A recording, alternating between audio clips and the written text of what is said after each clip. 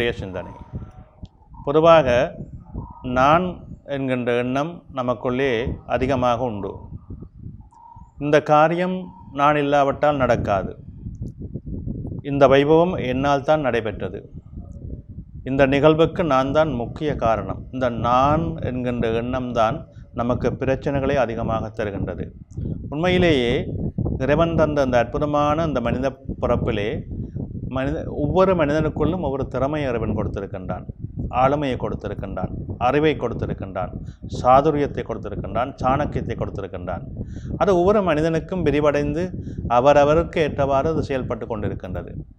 எனவே ஒரு காரியம் நடைபெறுகின்ற பொழுது ஒரு பொழுதும் அது நம்மால் தான் நடைபெறுகின்றது நாம் நினைக்கக்கூடாது. ஒரு திருவருள் சக்தி, ஒரு திருவருள் நமக்கு கிடைக்கின்றது. இந்த காரியத்தை இப்படி செய்ய வேண்டும் என்ற ஒரு அனுகூலம் நமக்கு அமைகின்றது. அப்படி அமைகின்ற பொழுது தன்னந்தனியாக நம்மால் ஒரு பெரிய காரியத்தை செய்து முடிக்க முடியாது. பக்கபலமாக, துணையாக, தூண்டுதலாக என்று பலருடைய ஒத்துழைப்பு அதற்கு இருக்கும். நாங்கள் ஒரு விடயத்தை தலைமைத்துவமாக எடுத்து நடத்தினாலும், தலைமைத்துவம் என்ற பெயர்தான் எங்களுக்கு இருந்தாலும், அந்த நிகழ்வை நடத்துவதற்கு பலர் உந்து சக்திகளாக நம்மை சூழ்ந்து இயங்கிக் கொண்டிருப்பார்கள். எனவே அந்த நான் என்ற எண்ணத்தை நாம் தவிர்க்க வேண்டும்.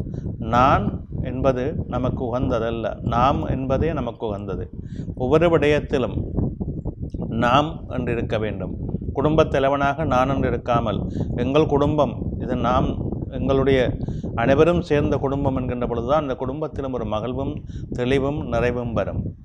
ஒரு சமூக விடயத்திலும் சரி, ஒரு சொந்த விடயத்திலும் சரி, பொறுப்புணர்வோடு நாங்கள் நடந்து கொண்டிருக்கின்ற பொழுது அந்த எங்களுடைய செயல்பாட்டுக்கு பலர் உந்து சக்திகளாக, பலர் பக்கபலமாக இருக்கின்றார்கள் என்பதை நாங்கள் எப்பொழுதுமே நினைந்து கொள்ள வேண்டும். நமக்கு இறைவன் இந்த பணியை தந்திருக்கிறான், இதை நாம் சரியாக செய்ய வேண்டும் என்ற எண்ணம் மட்டும் எங்களுக்கு மேலோங்கி இருக்க வேண்டும்.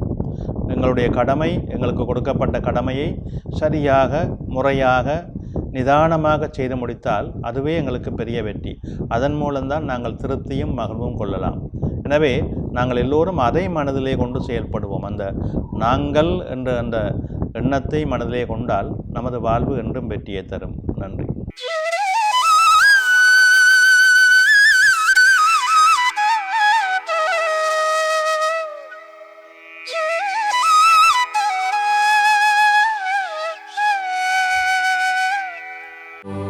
யாடியா T5L மகிழ்ச்சி நிறைந்த நீண்ட பயணத்திற்கு.